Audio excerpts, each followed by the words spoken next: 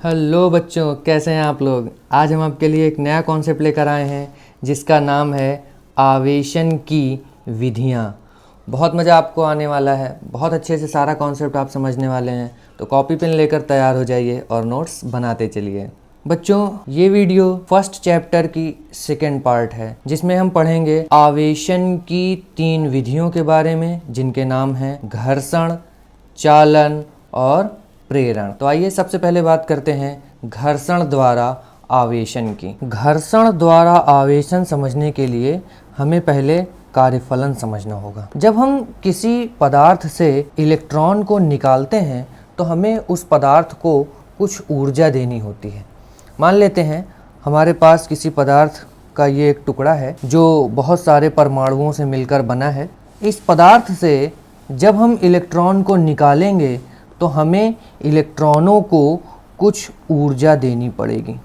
जो इलेक्ट्रॉन सतह के नज़दीक हैं उन्हें निकालने के लिए हमें कम ऊर्जा देनी पड़ेगी, लेकिन जो इलेक्ट्रॉन सतह से दूर हैं उन्हें निकालने के लिए हमें ज़्यादा ऊर्जा देनी पड़ेगी। जो सतह के नज़दीक वाले इलेक्ट्रॉन हैं इन्हें निकालने के लिए जो सबसे न्यूनतम ऊर्जा देनी होती है उसे ही हम उस पदार्थ का कार्यफलन कहते हैं। वह न्यूनतम ऊर्जा जो किसी पदार्थ से इलेक्ट्रॉन को निकालने के लिए आवश्यक है उस पदार्थ का कार्यफलन कहलाती है, और इस कार्यफलन को हम W से लिखते हैं। बच्चों, जब आपको सर्दियों में ठंड लगती है तो आप अपने दोनों हाथों को आपस में रगड़ने लगते हैं। क्यों? ताकि घर्षण के द्वारा कुछ ऊष्मा उत्पन्न हो और आपको गर्माहट का अनुभव हो। तो जब हम दो वस्तुओं को आपस में रगड़ते हैं तो घर्षण के कारण ऊष्मा उत्पन्न होती है। यह ऊष्मी ऊर्जा इलेक्ट्रॉनों को प्राप्त होती है। तो इलेक्ट्रॉन कम कार्यफलन वाले पदार्थ से अधिक कार्यफलन वाले पदार्थ में स्थानांतरित हो जाते हैं। इस बात को एक डायग्राम के माध्यम से समझते हैं।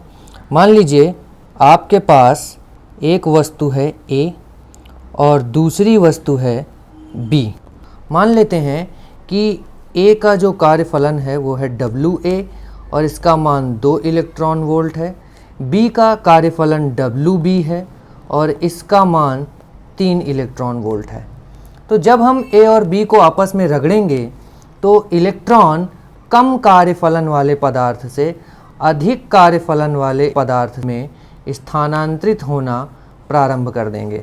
इलेक्ट्रॉन A से निकलेंगे और B में जाना प्रारंभ कर देंगे। इलेक्ट्रॉन A से निकलकर B में गया है, इस वजह से B में ऋण आवेश उत्पन्न हो जाएगा जबकि A में धन आवेश उत्पन्न हो जाएगा। वही बात यहाँ पर लिखी गई है, जिस वस्तु से इलेक्ट्रॉन गए हैं उस पर धन आवेश, जिस पर इलेक्ट्रॉन आए हैं उस पर ऋण आवेश उत्पन्न हो जाएगा। तो A में धन आवेश उत्पन्न हुआ है क्योंकि यहाँ से इलेक्ट्रॉन गए हैं, और B पर ऋण आवेश उत्पन्न हुआ है क्योंकि यहाँ पर इलेक्ट्रॉन आए हैं। जब हम इस विधि से दो वस्तुओं को आवेशित करते हैं तो इस प्रक्रिया को हम घर्षण द्वारा आवेशन कहते हैं। अब अगली हेडिंग हमको पढ़नी है चालन द्वारा आवेशन। चालन द्वारा आवेशन समझने के लिए हम एक आवेशित वस्तु ले लेते हैं जिसके ऊपर ऋण आवेश हो। जब इस आवेशित वस्तु के संपर्क में हम दूसरी वस्तु को लेकर आते हैं जो कि उदासीन है, जिसके ऊपर पहले से कोई आवेश नहीं है, और इन दोनों वस्तुओं को जब हम एक चालक तार द्वारा जोड़ देते हैं तो इलेक्ट्रॉन आवेशित वस्तु से उदासीन वस्तु में जाना प्रारंभ कर देते हैं, और उदासीन वस्तु के ऊपर भी कुछ ऋण आवेश उत्पन्न हो जाता है। किसी उदासीन वस्तु को इस तरह से आवेशित करने की जो विधि है उसको हम कहते हैं चालन द्वारा आवेशन। जब हम एक आवेशित चालक को अनावेशित चालक के संपर्क में लाते हैं तो आवेशित चालक का कुछ आवेश अनावेशित चालक में स्थानांतरित हो जाता है। आवेशन की इस विधि को हम चालन द्वारा आवेशन कहते हैं। प्रेरण द्वारा आवेशन। प्रेरण द्वारा आवेशन समझने के लिए हमें पहले समझना होगा स्थिर वैद्युत प्रेरण। स्थिर वैद्युत प्रेरण क्या होता है? जब हम किसी आवेशित वस्तु को किसी उदासीन वस्तु के समीप लेकर आते हैं तो उदासीन वस्तु की एक सतह पर धन आवेश तथा दूसरी सतह पर ऋण आवेश उत्पन्न हो जाता है। आवेश पुनर्वितरण की इस घटना को स्थिर वैद्युत प्रेरण कहते हैं। यहाँ पर हमारे पास एक आवेशित छड़ है, इसको हम किसी उदासीन, ये जो गोलीय चालक है ये पहले उदासीन था, जब हम इस उदासीन वस्तु के पास इस आवेशित छड़ को लेकर आए तो इस चालक में, इस गोलीय चालक में एक ओर ऋण आवेश उत्पन्न हो गया और दूसरी ओर धन आवेश उत्पन्न हो गया। तो यहाँ पर आवेश का पुनर्वितरण हुआ। इस आवेश पुनर्वितरण को ही हम स्थिर वैद्युत प्रेरण कहते हैं। यहाँ पर गोलीय चालक में जो आवेश उत्पन्न हुआ है इसको हम प्रेरित आवेश कहते हैं, और ये जो पहले से हम आवेशित वस्तु को लेकर आए थे इसके पास जो आवेश है इसको हम प्रेरक आवेश कहते हैं। तो स्थिर वैद्युत प्रेरण आपको समझ में आया होगा। जब हम किसी आवेशित छड़ को किसी उदासीन चालक के संपर्क में लाते हैं, उसके समीप लेकर आते हैं, तो उदासीन वस्तु की एक सतह पर ऋण आवेश और दूसरी सतह पर धन आवेश उत्पन्न हो जाता है। आवेश पुनर्वितरण की इस घटना को हम स्थिर वैद्युत प्रेरण कहते हैं। अब हम समझ लेते हैं कि प्रेरण द्वारा आवेशन कैसे होता है। किसी आवेशित वस्तु के द्वारा किसी उदासीन चालक को बिना संपर्क में लाए आवेशित करने की घटना प्रेरण द्वारा आवेशन कहलाती है। प्रेरण द्वारा आवेशन के लिए जब हम किसी आवेशित छड़ को किसी उदासीन चालक के समीप लेकर आते हैं तो इस उदासीन चालक में स्थिर वैद्युत प्रेरण की घटना होती है। इसकी एक सतह पर ऋण आवेश और दूसरी सतह पर धन आवेश उत्पन्न हो जाता है। अब जब हम इसकी एक सतह को अर्थ से कनेक्ट कर देते हैं तो जो धन आवेश है वो अर्थ में चला जाता है। धन आवेश अर्थ में चला गया लेकिन ऋण आवेश इसी चालक में रह गया। क्यों? क्योंकि इस धन आवेशित छड़ ने इन ऋण आवेशों को अपनी ओर खींचे रखा।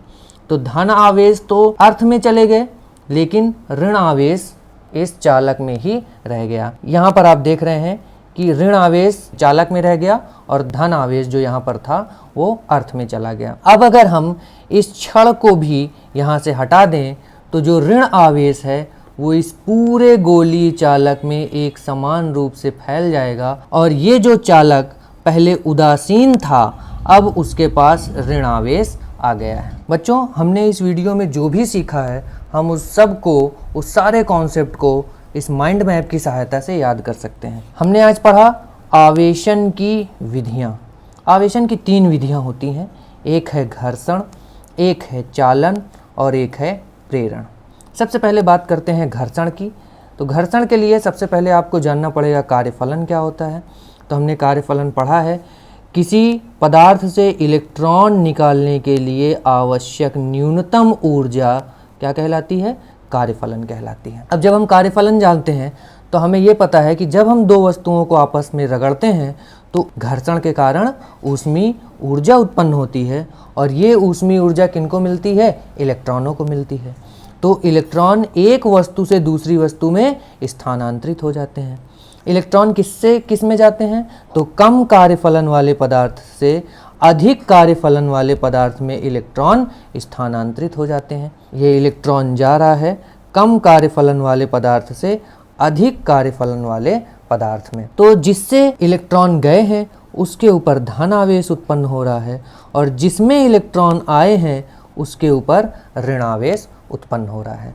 तो ये हो गया घर्षण के द्वारा आवेशन। अब बात करते हैं चालन की। तो चालन बहुत ही आसान है।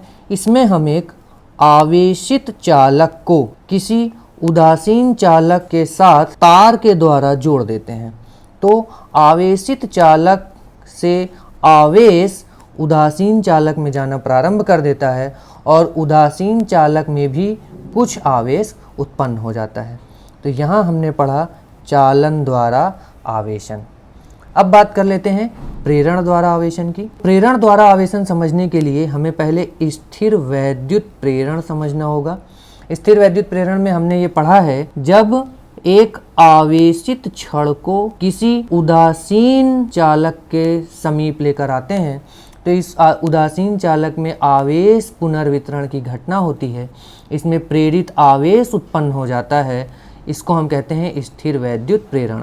और जिस आवेश की वजह से ये स्थिर वैद्युत प्रेरण हुआ है उसको हम कहते हैं प्रेरक आवेश। फिर हमने पढ़ा कि प्रेरण द्वारा आवेशन कैसे होता है। तो हमने देखा कि जब हम एक आवेशित चालक छड़ को एक उदासीन चालक के संपर्क में लाए तो इस उदासीन चालक में आवेश पुनर्वितरण हुआ। उसके बाद हमने इस चालक को, गोलीय चालक को अर्थ से जोड़ दिया, तो जो धन आवेश था वो अर्थ में चला गया, ऋण आवेश इस चालक में बचा रह गया। फिर हमने अर्थिंग का कनेक्शन हटा दिया और इस छड़ को भी यहाँ से हटा दिया, तो इस वस्तु के ऊपर ऋण आवेश उत्पन्न हो गया। बच्चों, ये माइंड मैप आप अपनी नोट्स में बना लीजिएगा, जिससे आपको सारा कॉन्सेप्ट याद रखने में आसानी हो।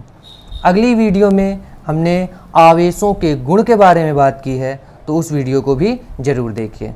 मिलते हैं नेक्स्ट वीडियो में।